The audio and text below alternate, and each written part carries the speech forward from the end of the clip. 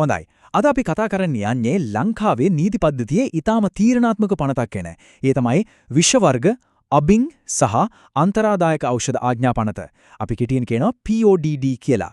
විශේෂයෙන්ම ඖෂධ වේදයේ නීතිය එළ නැත්නම් මහජන සෞඛ්‍ය වගේ ක්ෂේත්‍රය ගැන හදාරන කෙනෙක්ට නම් මේක අනිවාර්යයෙන්ම දැනගෙන ඉන්න ඕන දෙයක්. අපි මේ ගැන ටිකක් ගැඹුරින් බලමු. ඉතින් අපි බලමු මොනවද අද අපි කතා කරන්න කියලා. මුලින්ම බලමු මේ අන්තරාදායක ඖෂධ කියන්නේ ඇත්තටම මොනවටද කියලා.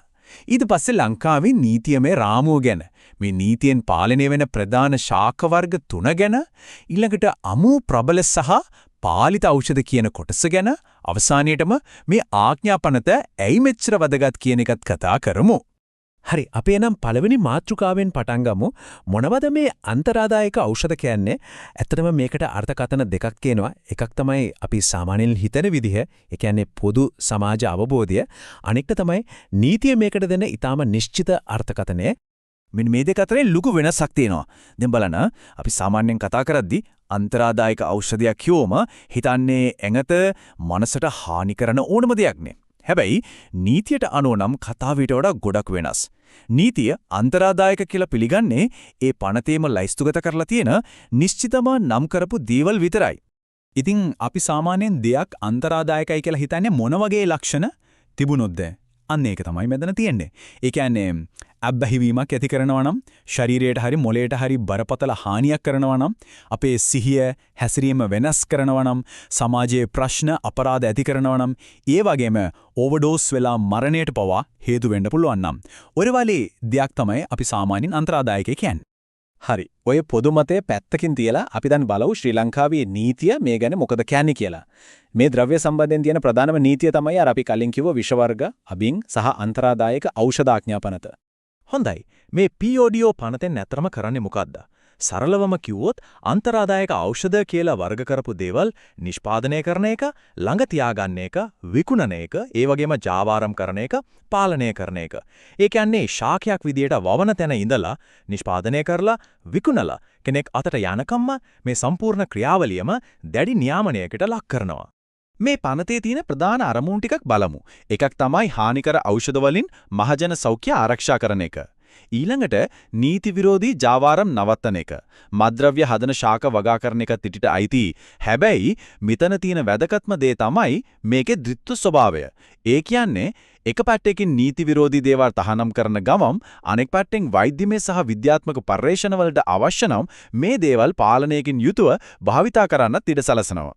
සමාජයේ මත්ද්‍රව්‍ය භාවිතය අඩු කරන එක තව තරමුණක්. හරි.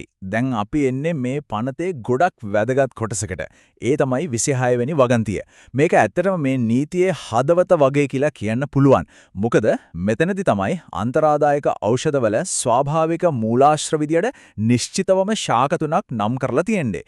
නීතිය හදපු කාලේ වැඩිම අවධානයක් යොමු වෙලා තියෙන්නේ මේ ශාක තුනට. ඉතින් ඒ ශාක තුනෙන් පළවෙනි එක තමයි පොපි ශාකය. විද්‍යාත්මකව කිව්වොත් පපාවැර් සොම්නිෆෙරම්. අපි හැමෝම දන්න විදිහට මේ තමයි අබින් වල ප්‍රධානම මූලාශ්‍රය. මේ පෝපි ශාකයෙන් තමයි අබින් විතරක් නෙවෙයි මෝෆින්, හෙරොයින්, කොඩේන් වනේ අතිශයින්ම ප්‍රබල මත්කාරක ඖෂධ නිපදවන්නේ. අන්නේ ප්‍රබලත්වය නිසාම තමයි කිසිම අවසරයකින් තොරව ලංකාවේ මේ ශාකය වගා කරන එක නීතින් සම්පූර්ණයෙන්ම තහනම් කරලා තියෙන්නේ. ඒක බරපතල වරදක්.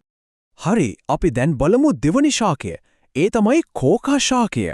මේක තමයි ලෝකේ ප්‍රබලම උත්තේජකයක් වෙන කොකේන් වල මූලාශ්‍රය. මේ කෝකා ශාකයේ පත්‍රවල තමයි කොකේන් අඩංගු වෙන්නේ. මේකෙන් අපේ ස්නායු පද්ධතියට ලොකු උත්තේජනයක් ලැබෙනවා. ඒ වගේම ඊටාම ඉක්මනින් ඇබ්බැහි වීමේ ස්වභාවයක් තියෙනවා. අන්නේ හේතුව නිසාම මේ ශාකය වගා කරන එක, ඒකෙන් කොකේන් නිස්සාරණය කරන එක, ළඟ තියාගන්න එක මේ හැමදේම බරපතල නීති විරෝධී ක්‍රියාවිදියටයි සැලකෙන්නේ. දැන් අපි එනවා මේ ලයිස්තුවේ තියෙන තුන්වෙනි සහ අවසාන ශාකයට. ඒ තමයි හන ශාකය. අපි පොදුවේ කියන්නේ කන්සා කියලා. විද්‍යාත්මක නාමය තමයි කැනබිස් සැටිවා. කන්සා ශාකයෙන් සාමාන්‍යයෙන් ගංජා, හැෂීස්, ඒ වගේම කන්සා රෙසිනය වගේ නිෂ්පාදන ලබා ගන්නවා. මේවා භාවිතයෙන් කෙනෙක්ගේ සංජානනය, ඒ කියන්නේ දේවල් ග්‍රහණය කරගැනීමේ හැකියාව වෙනස් වෙන්න පුළුවන්, මතකයේ දුර්වල වෙන්න පුළුවන්. ඉතින් ලංකාවේ නීතියට අනුව අවසරයක් නැතුව මේවා වගා කරන එක, ළඟ තියාගන්න එක, ජාවාරම් කරන එක අපරාධ වරදක්. හරි. අපි දැන් තවත් විශේෂ නීතිමය වර්ගීකරණයක් ගැන කතා කරමු. ඒ තමයි අමු අන්තරාදායක ඖෂධ කියන එක. මේවට අදාළ වෙන්නේ ඊටාම දැඩි ඉහළම මට්ටමේ පාලනයක්. ඉතින් මොකද්ද මේ අමු අන්තරාදායක ඖෂධයක් කියන්නේ? සරලවම ඒ කියන්නේ කිසිම සැකසීමක් නොකර එමත් නැත්නම් ඊටාම සුළු සැකසීමක් කරලා ශාකයෙන් කෙලින්ම ලබා ගන්න ස්වභාවික මත්ද්‍රව්‍ය. මේවා අතිශයින්ම ප්‍රබලයි. ඒකට හේතුව මත්කාරක ගුණ දෙන සක්‍රීය රසායනික කොටස්. ඒ කියන්නේ ඇල්කලොයිඩ් ඊටාම ඉහළ සාන්ද්‍රණයකින් මේවායේ තියෙන එක. මේකට හොඳම උදාහරණය තමයි අමු අබෙන්. දැන් බලන්න ඒකේ ප්‍රධානම සක්‍රීය සංඝටකය මෝෆින්. හැබැයි ඒ විතරක් නෙවෙයි.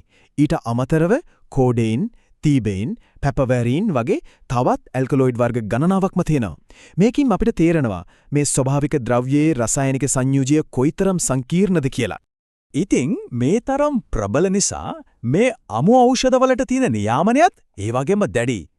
පළවෙනි දේ තමයි මේවා සාමාන්‍ය ෆාමසි එකකින් නිකුත් කරන්න බෑ. දෙවනුව මේවා භාවිතයට වෙන් කරලා තියෙන්නේ රජයේ වෛද්‍යමය සහ විද්‍යාත්මක පර්යේෂණ වගේ අතිශය සීමිත දේවල් වලට විතරයි. ඒ නිසාම තුන්වෙනි කාරණය තමයි කිසිම අවසරයක් නැතුව මේ වගේ දෙයක් ළඟ තියාගන්නට බරපතල අපරාධයක් වෙන්නේ. හොඳයි. අපි දැන් මේ කතා කරපු හැමදේම දිහා බලලා හිතමු ඇයි මේ ආඥා පනත මෙච්චර වැදගත් වෙන්නේ කියලා. මහජන සෞඛ්‍යයටත් මේ ක්ෂේත්‍රවල ඉදිරියට වැඩ කරන්න ඉන්න අයටත් මේකෙන් ලැබෙන බලපෑම මොකද්ද? අපි බලමු මේකේ තියෙන ලොකු චිත්‍රය. ඇත්තටම මේ නීතියමය රාමුවෙන් කරන්නේ ඊටාම තීරණාත්මක දෙයක්. ඒ තමයි නියාමනයකට යටත් වෛද්‍ය විද්‍යාත්මක ඖෂධයයි නීති විරෝධී මත්ද්‍රව්‍යයයි අතර පැහැදිලි සීමාවක් නිර්මාණය කරන එක. මේකෙන් වෙන්නේ එක පැත්තකින් මහජන සෞඛ්‍ය ආරක්ෂා කරන ගමන් අනෙක් පැත්තෙන් නීත්‍යානුකූල විද්‍යාත්මක කටයුතු වලට අවශ්‍ය ඉඩකඩ සලසලා දෙන එක. හොඳයි. අපි මේ කතාව අවසන් කරමු ගැඹුරින් හිතන්න ඕන ප්‍රශ්නයක් එක්ක. මේ POD පීඩෝ පනත මූලිකවම හැදිලා තියෙන්නේ ශාකපාදක මත්ද්‍රව්‍ය පාලනය කරන්නනේ. හැබැයි අද වෙනකොට වෙළඳපොළට අලුත් කෘත්‍රිම මත්ද්‍රව්‍ය එනවා. ඉතින් ඒ අලුත් අභියෝග හමුවේ මේ වගේ නීතියක් මහජන සෞඛ්‍ය ආරක්ෂා කරන්න පරිණාමය වෙන්න ඕන කොහොමද?